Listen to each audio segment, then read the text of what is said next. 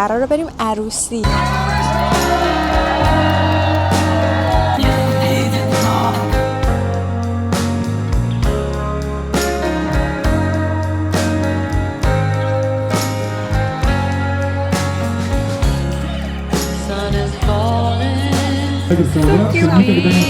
I'm from Iran.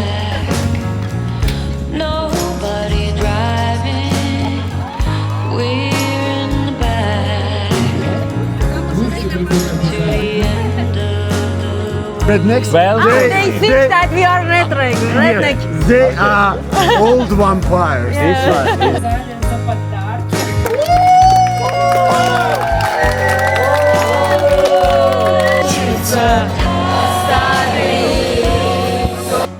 Романа Игоревича и Натальи Валерьевны. Сегодня особенный день в вашей жизни. День, когда вы создаете свой неповторимый мир, полный тепла и безграничной любви. Ура!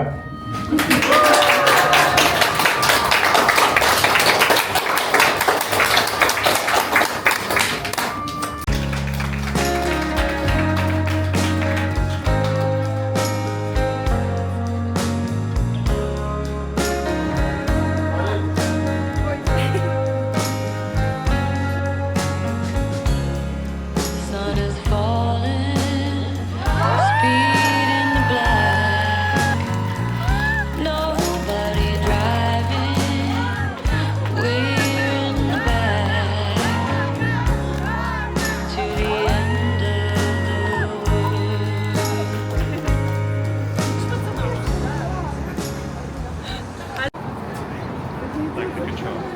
Че, вот сейчас забираем, сейчас решаем, как идет, все идем. в принципе, ему осталось 2 минуты.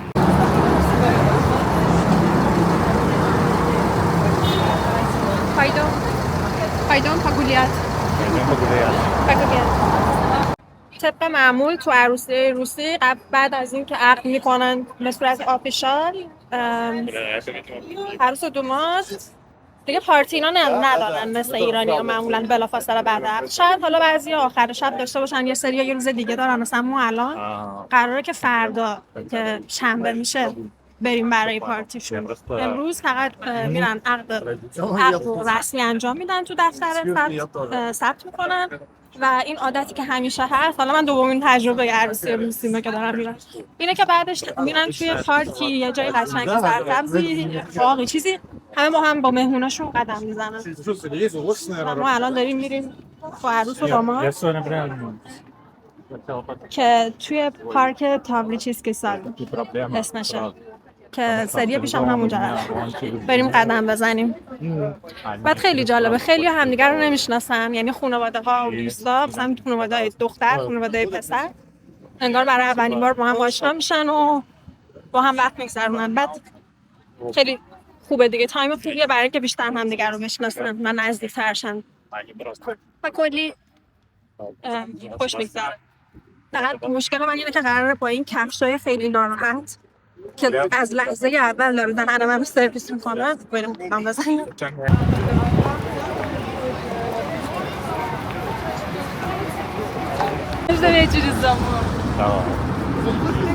Кстати, мы примерно здесь, помнишь, это у нас был пикник? Пикник у нас, помнишь, примерно здесь?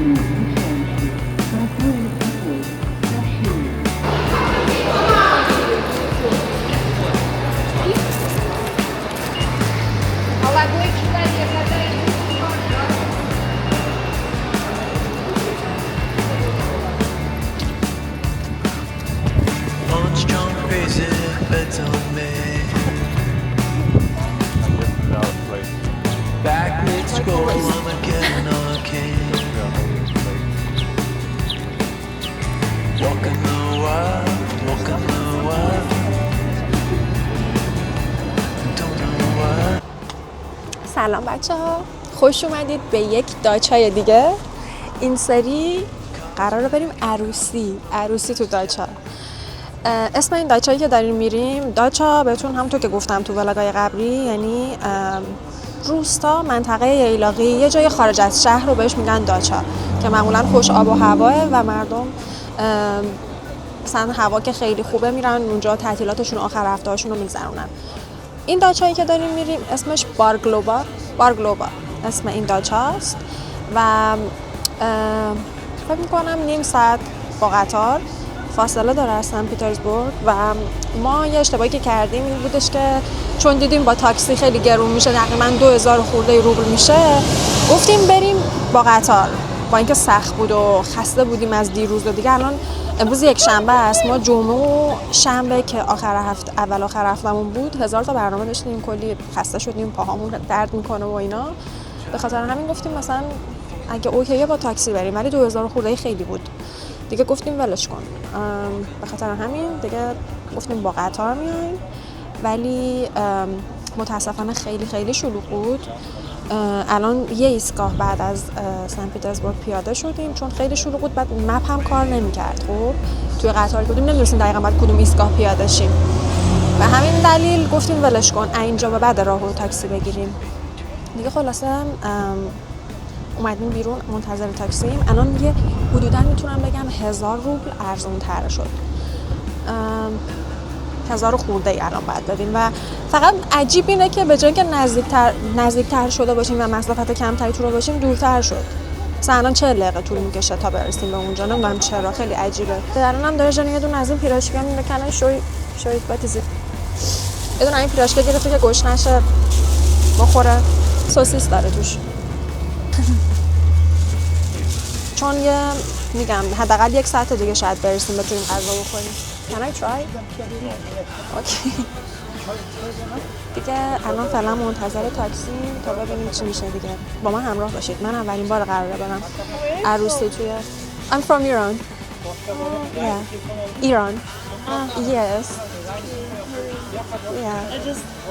I hear your language. I think maybe you're From Spanish. Oh, no. My language is Farsi or Persitsky. Persitsky, yes. Do you like this? Here. It's first time for me to be here. I don't know. I didn't go around to see. I live in St. Petersburg. Oh, how long? 2 years, 2.5 years. Do you like? Yeah, of course. I love this city. Are you from here? Yes. I خب بچه‌ها داشتم صحبت می‌کردم، همونطور که دیدین یه دختر خیلی کیوت و خوشگل روسی شروع کرد صحبت کردم با من که کجایی هستی، از کجا میای یا اینا. که اینستاگراممو گرفت، کلی با هم صحبت کردیم، خیلی کیوت بود. هیچ وقت حال نشده بود یه دختر با این خوشگلی خودش یهو بیاد سمتم شروع کنه انگلیسی صحبت کردن و میدونی جالب بود. خیلی خیلی کوتاه صحبت کردیم، بعد گفت اتوبوسم اومد دارم میرم دیگه. خیلی باحال بود. نتونستم ازش فیلم بگیرم، یا لحظه احساس کردم شاید دوست نداشته باشه، یه ذره کرینج همون لحظه زارد دوربینو بگیرم جلو ازش بگیرم، ولی اینستاگرامم گرفت گفت به نظر پاپولر میای، از من بیشتر فالوور داری حداقل. گفتم پاپولر نیستم، ولی گفت چرا من بیشتر داری؟ گفتم اوکی شاید من ویدیو اینا درست میکنم، مثلا مردم دوست دارن فالو میکنن، تو هم ببین اگه دوست داشتی، چون دارم حتی همین الانم ولاگ میگیرم برای اینکه مثلا داریم میریم عروسی و اولین تجربه‌مه و اینا، عروسی تو داچا دیگه. گفت آره حتما میرم نگاه میکنم دیگه. خلاصه چی داشتم میگفتم یادم رفت حرفم راستش. اسم دخترم لیزا بود. لیزا if you're seeing this, hi, I'm talking about you. I'm talking about you, that how cute you were, and I have never seen some beautiful girl like you to come randomly and talk with me in English. It was first time. Yes. آره دیگه همچنان منتظر تاکسیم.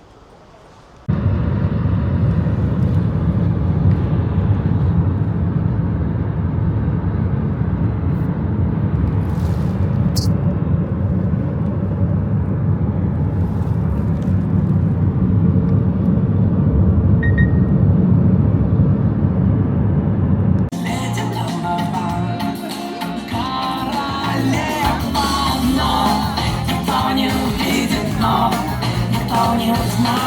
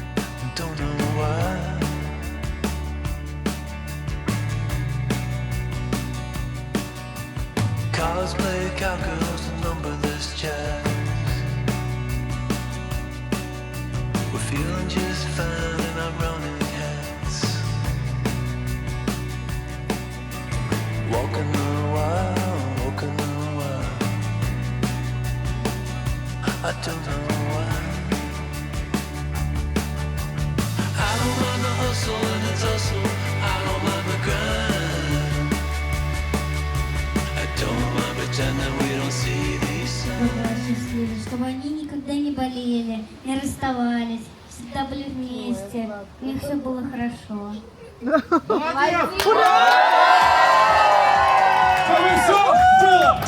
Хорошо! Здоровую нашу здоровую семью!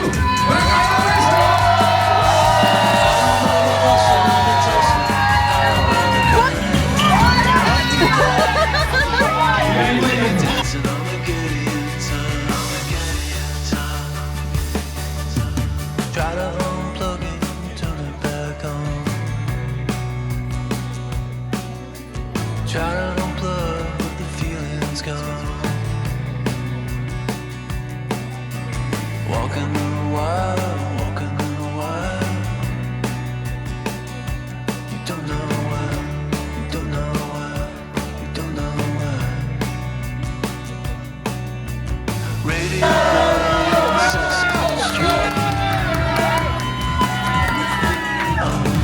Гастрономическая пауза и развлекательная. Walking a while, and I don't know why. I don't mind the hustle and the tussle, I don't mind the grind. I don't mind pretending we don't see these signs.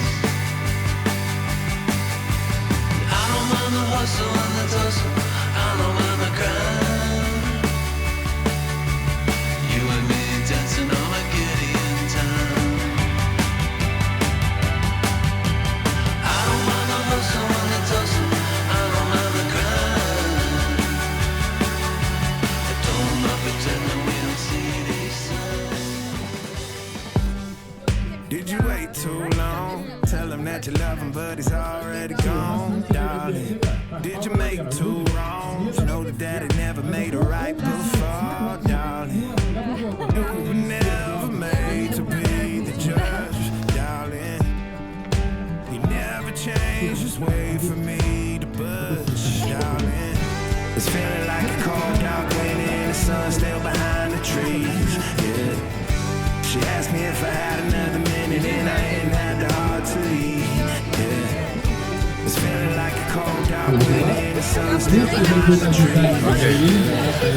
She asked me if I had another minute and I ain't had the heart to leave. One day I'll be out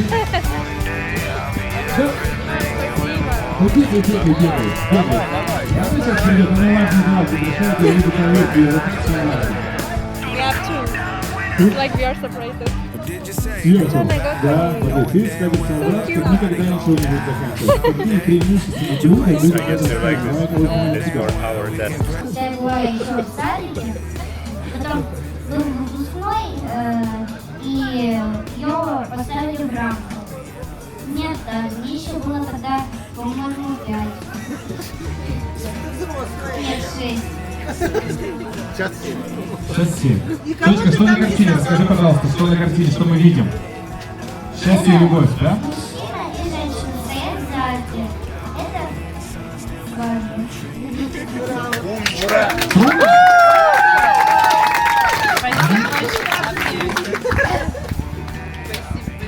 У нас все так сегодня случилось. Вот и яблоня, вот и дискошар, все здесь, все на картине. Нас согрело души, потому что так все и будет. Ты знала, что это вот они, или ты просто рисовала вот так про любовь на кого-то, или конкретно про них думала? Просто свадьба, не знаю, кого. Просто свадьба получилось, что очень очень вкусно, да? Они женат был один Рома. Совпадение? Не думаю. Я думаю, что сегодня еще не один раз это будет звездный час. Сонечка?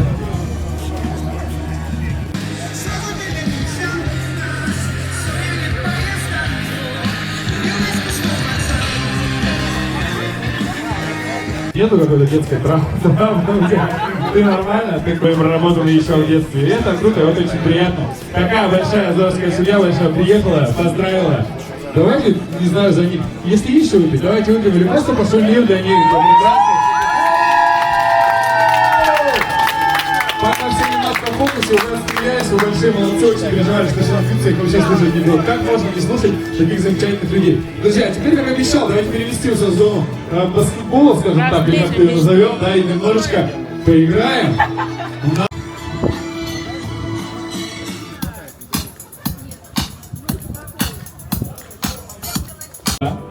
Сразу же, да?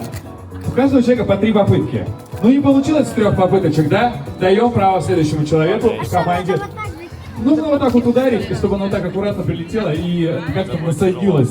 Как-то... коллеги. А я в каком? Вы, я не знаю, в каком, но вы видите, умные или красивые, выбираете сами. Я две Ромы. Конечно, конечно. Все здорово. 3 попытки есть у человека. Да, у одного. Как по кайфу, да. Ну, как-то удобно, да. Как будет удобно. Здесь все серьезно. 3, 2, 1. Поехали! Давай, ставь еще. Продолжай, конечно. 3 раза. И еще раз. Давай. Следующий участник, давайте. Кто следующий? Давайте. Ух! Это была хорошая попытка, точно. Было близко! Отлично! Давай! Давай. У вас есть шанс вырвать очко. Пускай. Держи. Держать.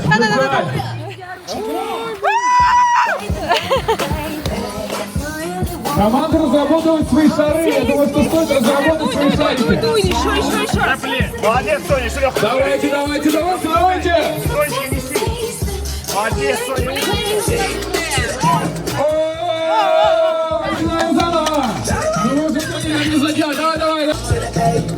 Хорошо. Тут целое. Они не определились, кто первый засадит свой шар есть. Давай. Круто, говорит, отпускай. Ребята, у вас все получится, я верю. Соня, давай. Тебе единственный можно держать шар руками. Давай. Только держать. Надуй заранее. Надуй. Мы сейчас все. Да, это последний участник. Дуй. Соня, отпускай.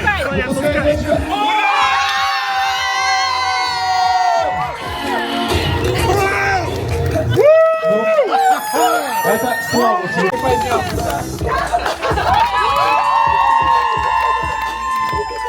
За сестру двор стреляю, упор! Хорош, легенда просто. 2-1 по результату этих игр.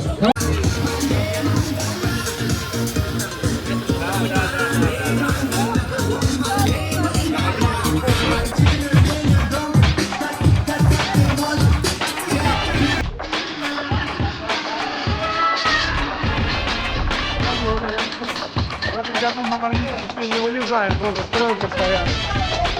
Дайте это пока не выйдет.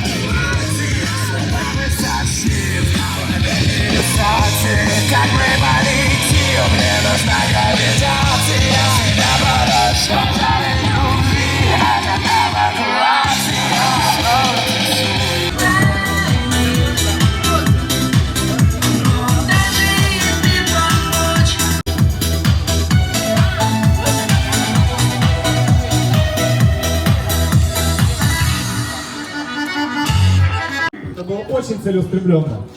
Честная. Такое ощущение, что когда вы говорите какой-то не совсем от сердца комплимент, он мимо летит, да? Вот любимая сразу смотрите, как зашло. Как же он? Храбрый. Храбрый, хорошо. Была храбра, хорошо. Умная, 100%. Или нет? Да пусть это валяется. Ты хочешь именно им забить, да? Что... Самым грязным, поехали. Нет, ты близко подошла, чуть подальше. Назад, подальше. О, yes. Самый красивый.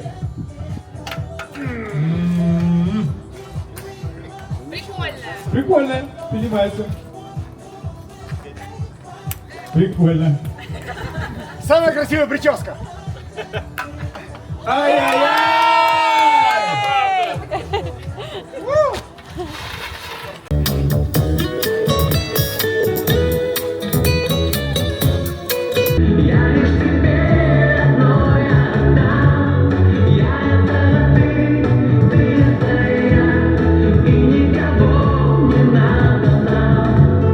С самого детства на всех семейных праздниках танец папы и невесты.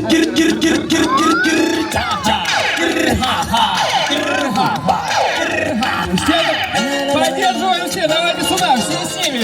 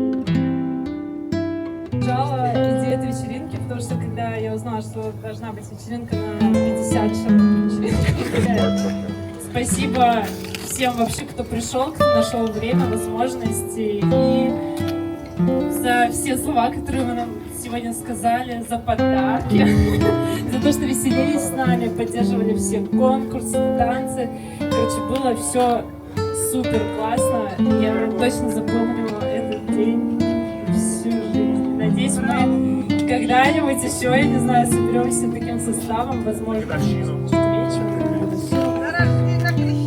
Ну, не знаю, на что. В общем, всем спасибо. Муж такой. Прекращение, ждем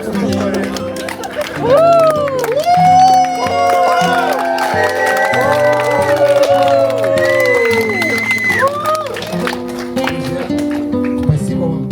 Я скажу лишь одно.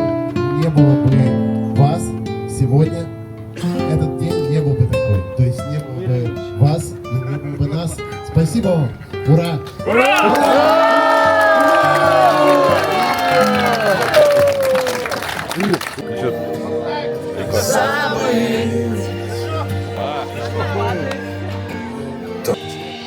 Лететь по белому свету, став одним движением ветра.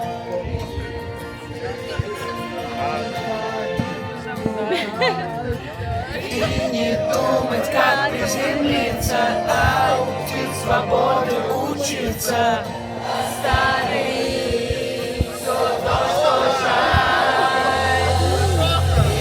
Лететь по белому свету, став одним движением ветра. Лететь куда-то вдаль.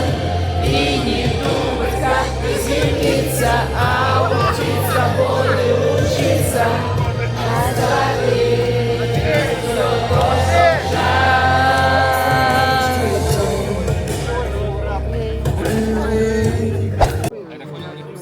так думаю. Я правильно понимаю, что это Может быть, горькая новая часть? Да. Может быть это, ну, блядь, куда? 3 человека. Ну, гости, будешь потом вспоминать.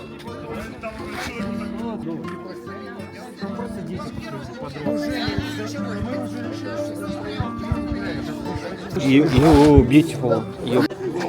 باورتون نمیشه ولی الان دعوا شد وسط آخر داستان، آخر مهمونی هر تصویبی میشه به شوهر Excuse me. Excuse me. You're beautiful. Все. Ты задаешь такую тему, которая непонятна. آره داره میگه که حسودی میشه به تو اسپاسیبا. Do you know redneck? Redneck?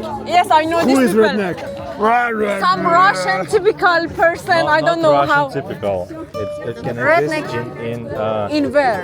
even in Iran. It's like some people not from capital, people from some village. I guess so yes. rude, like so rude, like Not village. It Some not from village.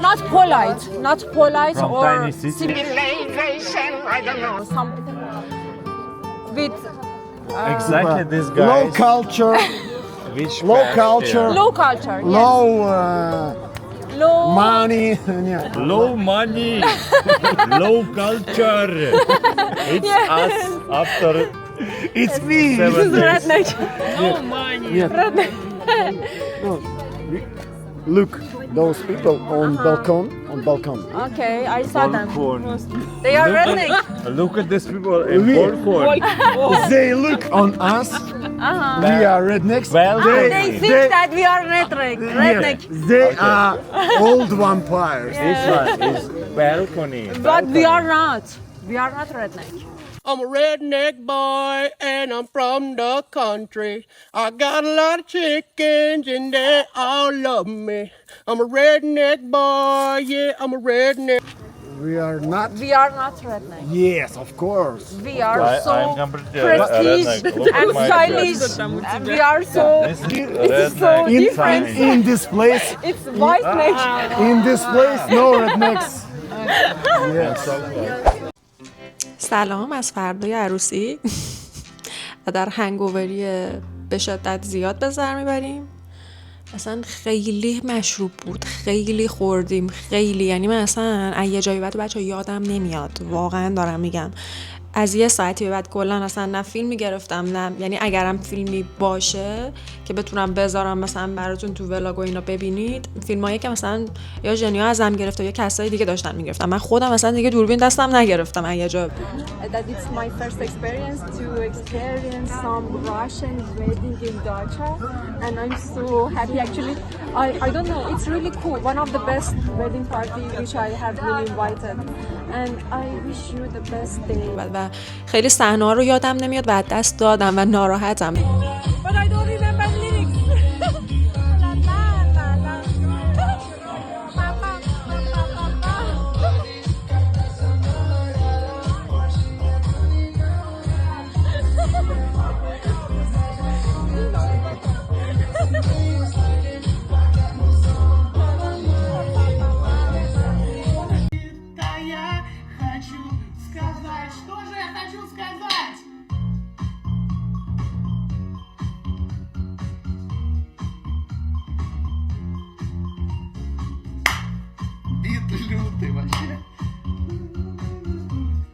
به خاطر اینکه میدونی خوش گذشت قطعا، ولی این چیزی که مثلا دوست ندارم اینه که اون لحظه‌ای که خیلی خوش گذشته رو یادم نمیاد، میدونی مثلا بقیه برام تعریف میکنن بعد به زور شاید یه چیزایی مبهم بتونم به یاد بیارم. Do you want martini? We have martini and some insects. Martini. Мартини с чем-то вам мешается? Слушай, да, с сидром.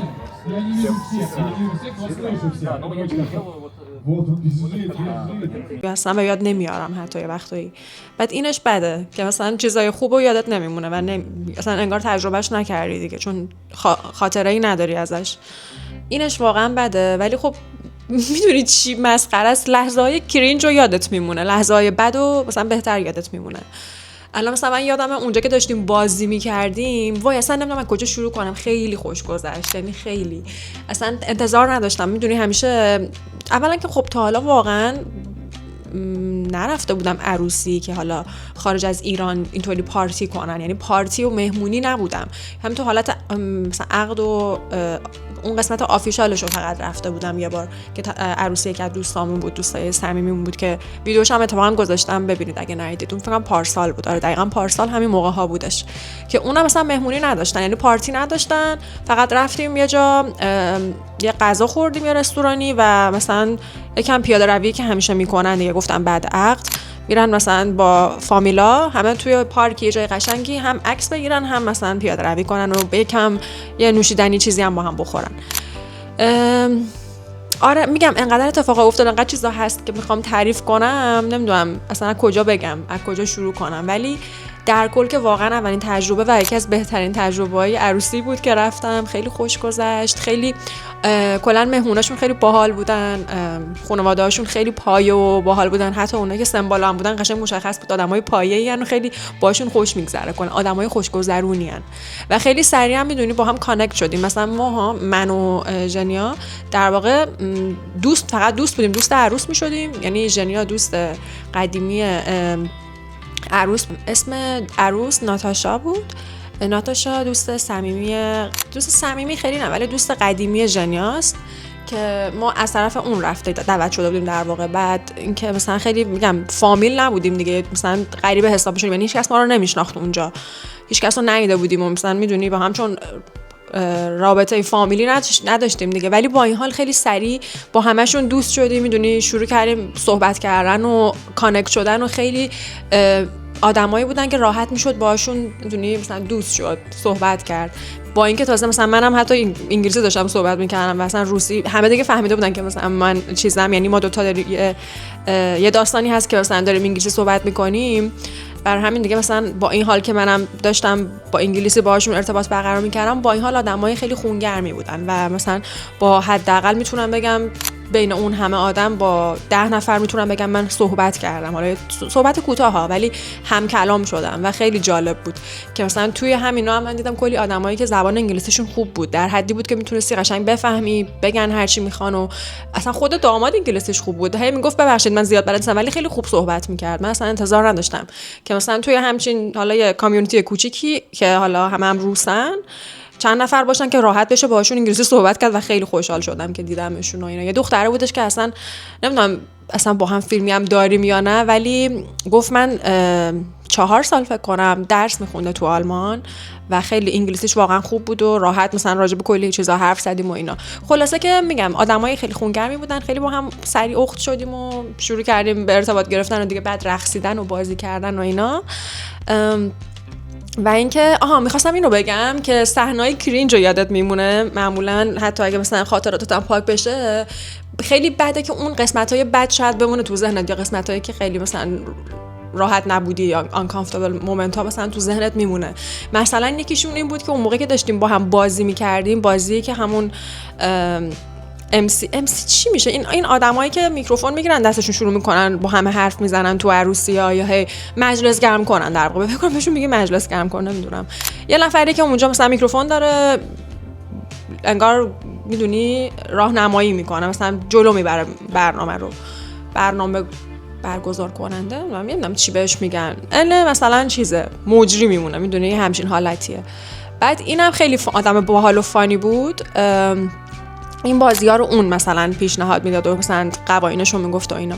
بازی خیلی باحالی کردیم که یکیشون که خیلی کرینج بود این بودش که باید جفت با پارتنرامون وای میستادیم توی دایره و مثلا طبق کاش از اون صحنه فیلم داشتم، مثلا ندارم چون اون لحظه همه داشتیم میرقصیدیم و اصلا دوربینم دستم نبود، نمیتونستم تو دستم بگیرم، داشتیم چون میرقصیدیم با هم. بازیش رقص بود، باید مثلا چند تا استپو میرفتی جلو اینطوری با پارتنرت 1 2 3 بعد یه چیزی میگفتی هی، بعد دوباره 1 2 3 برمیگشتی، بعد دور اینطوری یه دور میزنیم میچرخیدیم، بعد دختره بعد یه دور میچرخید، بعد اینطوری رو هوا در واقع اینطوری همدیگر رو سه دفعه بوس می‌کردیم. بعد خیلی این اولش اوکی بود و خیلی چیزی که کرینجش کردیم بودش که تو باید هر یه دور که این کارو کردی و برگشتی هم مثلا میگم حالت دایره‌ای بودیم و میرفتیم جلو این کارا رو می‌کردیم میچرخیدیم، تموم که شد همه استپا باید پارتنرتو با نفر سمت چپی عوض می‌کردی. یعنی اینش خیلی دیگه کرینج کرد قضیه رو، چون فکر کن باید با آدمایی میرقصیدی که مثلا میدونی نه پارتنرتن نه اصلا، بعد ماها هیچ نسبتی هم نداشتیم میدونی، یعنی هیچ کدوم اون آدما رو نمیشناختیم، همه غریبه بودن برامون و خیلی معذب کننده بود که مثلا جفت میشدیم با هم، برای من هم برای ژنیا، یعنی کلا واسه همه فکر کنم همین بود. با دو تا دیگه از دوستامونم با پاشا و همسرش هم که صحبت می‌کردیم اونا هم مثلا که خیلی براشون کرینج بود، با اینکه همه مثلا مست بودن یکم و مثلا میدونی دیگه راحت شده بودیم، ولی بازم حس می‌کردیم انقدر که کرینجش زیاد بود. فکر کنم من با بابای عروس بود یا داماد، با بابای عروس فکر کنم رقصیدم، فکر کنم بگم. بعد هر کی هم که میومد هی بهم سلام می‌کردیم، یه پریویت میگفتیم، بعد آخرش که تمام شد یه اسپاسیبا میگفتیم میرفت. خیلی عجیب بود و خیلی یه جوری بودم، خیلی خنده‌دار بود، یعنی همه داشتیم از خنده پاره می‌شدیم. قشنگ قیافه رو نگاه می‌کردی همه هم معذبن هم دارن از خنده جر می‌خورن. کاش که فقط اون لحظه عقلم میرسید دوربینو می‌ذاشتم اون وسط دایره هست همون فیلم می‌گرفت، خیلی خنده‌دار می‌شد. من الان رسیدیم خونه، من هنوز لباسامو عوض نکردم، یعنی باید برم دوش بگیرم، هنوز آرایش داغون من حالا شاید زیاد مشخص نمیشه، چرا مشخص زیر چشم سیاهه، هنوز آرایشم از دیشب که کل روز رو صورتم بود و پاک نکردم، انقدر که خستم و پاهام داره میشکنه کاملا. ببین یعنی من یه جوری خسته است پاهام، جدا از این که روز اولی که پاشنه بلند پوشیده بودم انگشتامو به فنا داد و زخم قشنگ دیگه، انقدرم این آخر هفته‌ای که بود انقدر ما پیاده روی کردیم و رقصیدیم و بپر و برو و بیا و اینا، هزار تا برنامه بود دیگه، قشنگ کل پام گرفته است، یعنی عضلات پام قشنگ از رون بگیر تا به پایین همه پاهام درد میکنه و منقبضه، میدونی اینطوری سفت شده. میخوام فقط یک هفته استراحت کنم به خاطر اینکه خیلی پاهام خسته است و واقعا انرژی تموم شد دیگه، خیلی انرژی صرف کردیم، ولی واقعا یکی از بهترین روزا بود دیروز، خیلی خوش گذشت. ما از ساعت حدوداً 2-3 رفتیم داچا، حالا اونم که تعریف کردم چقدر سختم، رفتیم اول می‌خواستیم با تاکسی بریم دیدیم گرونه، گفتیم با قطار بریم، با قطار رفتیم دیدیم جا نیست، خیلی آروم میره، نمیدونم لوکیشن رو گم کردیم به خاطر اینکه اینترنت نبود و اینا، پیاده شدیم دوباره سوار تاکسی شدیم، کلی ماجرا داشتیم تا برسیم، خیلی سخت رفتیم، ولی برگشتنی رو دیگه تاکسی گرفتیم و رفتیم خونه دوستمون. بعد من اصلا نمیدونم چرا رفتیم خونه دوستمون اون وقتش، یادم اومد جنیا گفت به خاطر اینکه می‌خواستیم شب رو ادامه بدیم. بعد فکر کن همچنان که هممون مست بودیم رفتیم خونه دوستمون، باز دوباره مشروب خوردیم، باز دوباره کلی یکم فکر کنم غذا هم حتی خوردیم، یه چیزایی یادمه دیگه. همونجا هم خوابیدیم که خوابیدیم صبح پا شدیم جمع کردیم اومدیم دیگه، رفتیم بیرون هم یه صبحونه‌ای خوردیم بعد اومدیم خونه، ولی که خیلی خوب بود. میگم همینطور میخواستم تعریف کنم که بگم چه جوری بود، چه جوری تموم شد، چون خیلی پایان بندی فیلمام تموم شده، یعنی اصلا یه جای بعدی هیچی ندارم. گفتم بیام هم براتون تعریف کنم هم از احساسم بگم. اولین تجربه‌ای که توی روسیه عروسی واقعی رفتم چه جوری بود که خیلی خوب بود. من همش می‌کردم که مثلا عروسی‌ها اینجا خیلی خوشگه و باحال نیست و خوش نمیگذره و خیلی رسمیه و کوتاهه و میدونی، چون همش با عروسیایی که تو ایران بود مقایسه می‌کردم، مدلی که ایرانی‌ها عروسی میگیرن خیلی بریز و بپاش و شلوغ و پلوغ و بزن و برقص و خیلی زیاده. بعد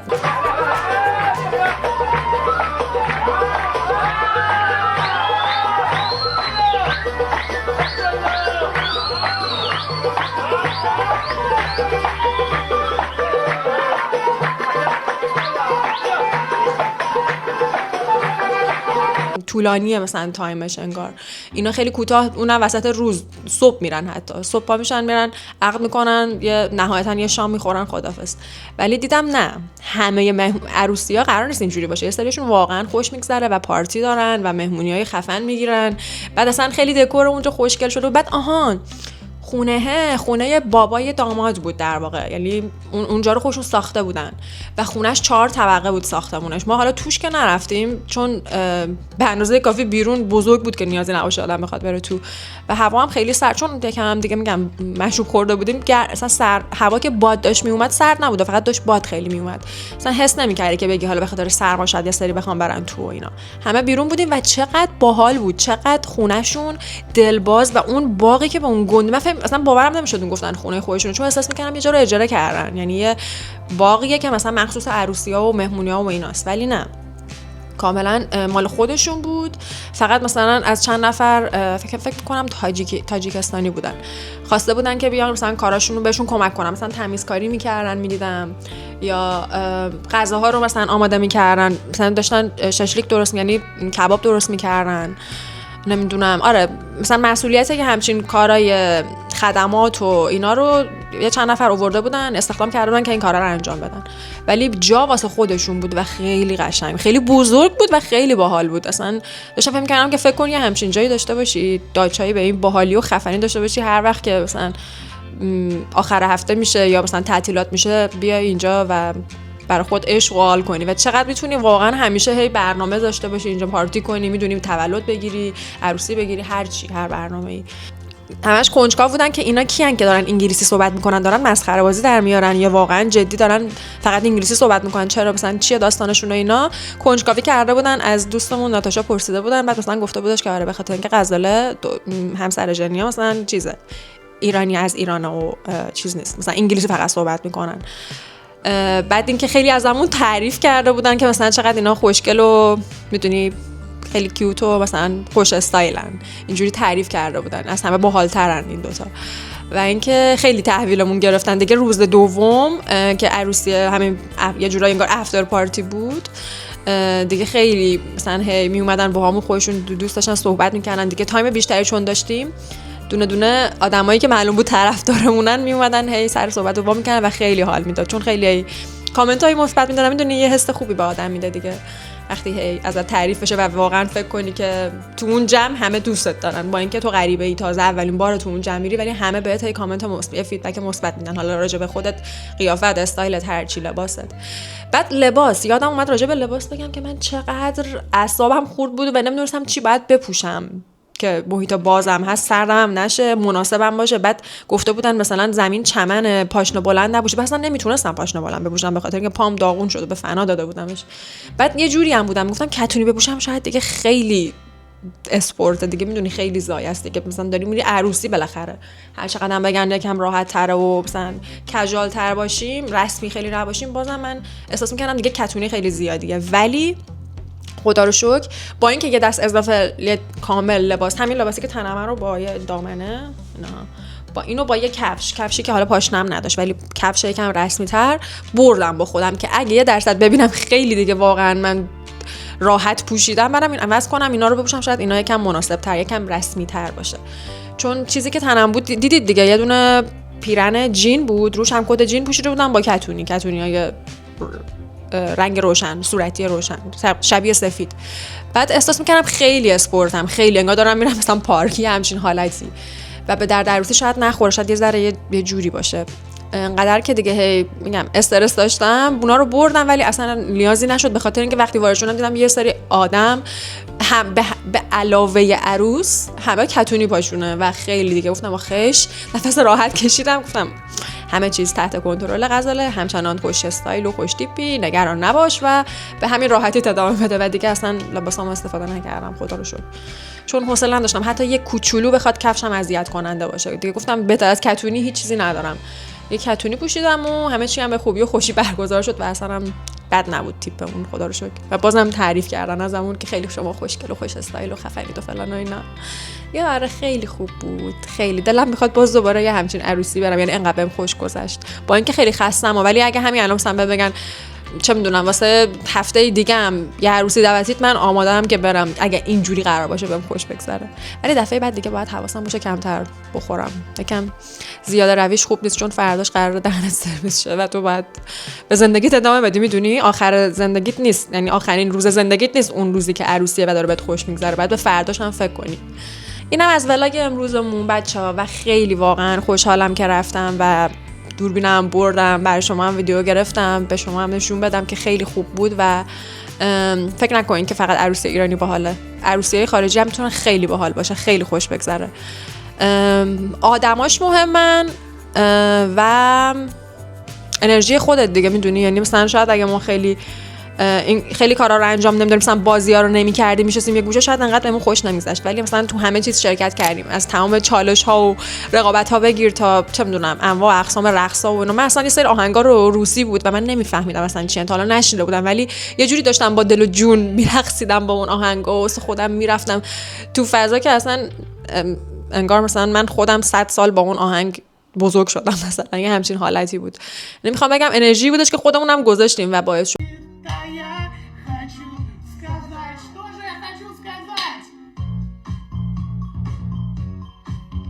که به همون خوش بگذره. فقط این نبود که حالا بگی چون شرایط اینجوری بود، ما خودمونم تلاش کردیم واسه خوش گذروندن، باید یکم خودت هم بخوای. این داستان اینه.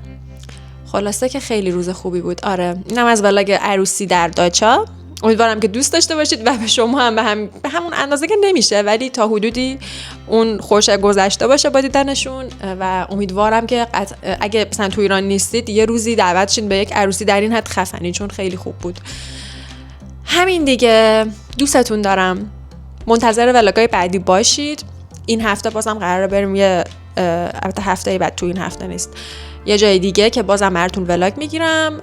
حالا نمیگم کجاست، میبینید یه جای خیلی باحاله که قطعا جالب خواهد بود ویدیوش براتون. دیگه دوستتون دارم. بوس بهتون. خدافظ.